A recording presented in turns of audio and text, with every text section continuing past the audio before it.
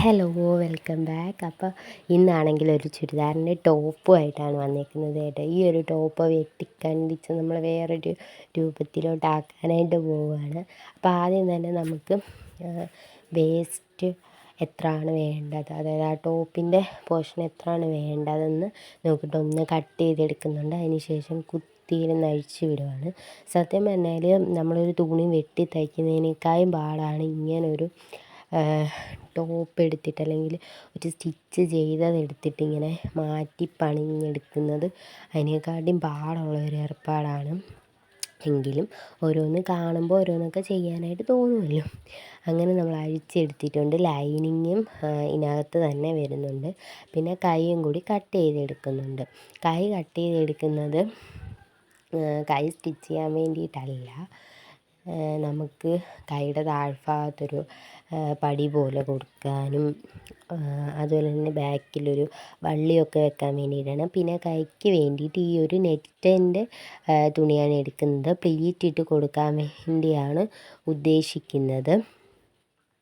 അപ്പോൾ ഇങ്ങനെ കട്ട് ചെയ്ത് എടുത്തിട്ട് പ്ലീറ്റ് ഇട്ട് കൊടുക്കുകയാണ് ചെയ്യുന്നത്. എന്നിട്ട് താഴ്ഭാഗത്ത് ഈ ഒരു തുണിയും കൂടെ വെച്ച് കൊടുക്കാനാണ് ഉദ്ദേശിക്കുന്നത്. അതിനുശേഷം ഫുള്ളായിട്ട് ആ ഒരു ക്ലോത്ത് കട്ട് ചെയ്തെടുത്തിട്ട് ആ താഴോട്ട് കിടന്ന ഭാഗം രണ്ടായിട്ട് മടക്കി ഇട്ടിട്ട് ഒന്ന് കട്ട് ചെയ്ത് കൊടുക്കുന്നുണ്ട്. നമുക്ക് പ്ലീറ്റ് ഇടാൻ വേണ്ടിയിട്ടാണല്ലോ, അപ്പോൾ കുറച്ച് നീളത്തിൽ വേണം. അപ്പോൾ ഈ രണ്ടായിട്ട് കട്ട് ചെയ്തത് ഒരുമിച്ച് സ്റ്റിച്ച് ചെയ്തതിന് ശേഷം ഇങ്ങനെ വെച്ചിട്ട് സ്റ്റിച്ച് ചെയ്തതിന് ശേഷമാണ് നമ്മൾ സ്റ്റിച്ച് ചെയ്യുന്നത്. പിന്നെ ഈ ഒരു തുണി നമ്മൾ അഴിച്ച് വിട്ടിടമൊക്കെ മടങ്ങിയിരിക്കുന്നതെല്ലാം നമ്മൾ നല്ല രീതിയിലൊന്ന് തേച്ച് എടുക്കുന്നുണ്ട്. അതിനുശേഷം നമുക്ക് സ്റ്റിച്ച് ചെയ്യാം. ഫസ്റ്റ് തന്നെ ലൈനിങ്ങിൻ്റെ തുണിയും അതിൽ ഈ ഒരു നല്ല തുണിയും കൂടെ വെച്ചിട്ട് ഒന്ന് അടിച്ചു കൊടുക്കുന്നുണ്ട്. അതിന് ശേഷമാണ് നമ്മൾ പ്ലീറ്റ് ഇട്ട് കൊടുക്കുന്നത്. പ്ലീറ്റ് ഇട്ട് കൊടുത്തിട്ട് നമ്മൾ അത് ടോപ്പിൽ ജോയിൻ ചെയ്ത് കൊടുക്കുകയാണ് ചെയ്യുന്നത്.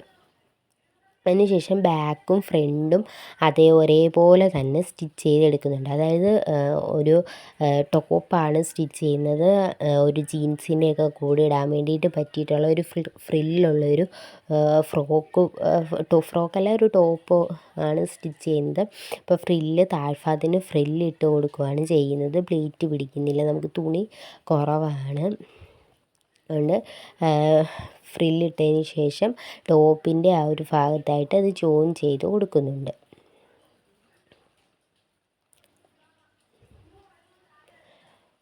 നമുക്ക് ജോയിൻ ചെയ്ത് കഴിഞ്ഞിട്ട് ഇങ്ങനെ കിട്ടിയിട്ടുണ്ട്. സ്പീഡ് കിട്ടിയതുകൊണ്ട് വ്യക്തമായിട്ട് കാണാനായിട്ട് പറ്റുന്നുണ്ടായില്ല.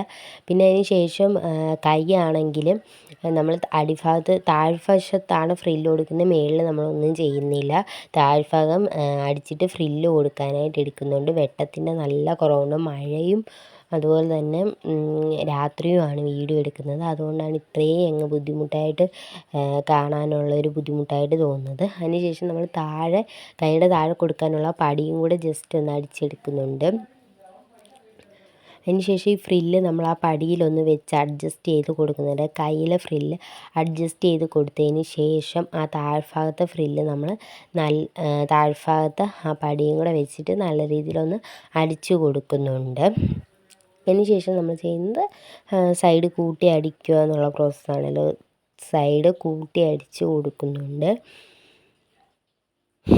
ഇങ്ങനെ നമ്മൾ ഏകദേശമൊക്കെ ശരിയായി വന്നുകൊണ്ടിരിക്കുകയാണ്. അപ്പോൾ നമ്മളൊക്കെ അടുത്ത സൈഡും കൂടി അതേ രീതിയിൽ തന്നെ ഫ്രില്ലൊക്കെ ഇട്ട് ഒന്ന് ഷേപ്പ് അടിച്ച് സൈഡ് അടിച്ച് എടുക്കാം.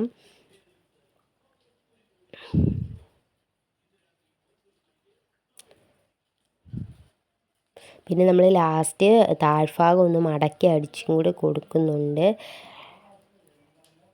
അതിൻ്റെ വീഡിയോ എടുക്കാനായിട്ട് പറ്റിയിട്ടുണ്ടായില്ല.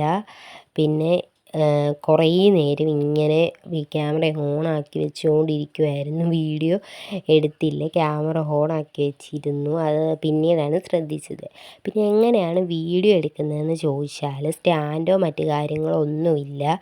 ഇങ്ങനെ നമ്മുടെ ടേപ്പിൻ്റെ അകത്തോട്ട് ഫോൺ ഇറക്കി വെച്ചിട്ടാണ് വീഡിയോ എടുക്കുന്നത്. അപ്പോൾ ഈ ഒരു ടോപ്പ് ഇഷ്ടപ്പെടുവാണെങ്കിൽ ഉറപ്പായിട്ട് കമൻറ്റ് ചെയ്യുക. Thank you.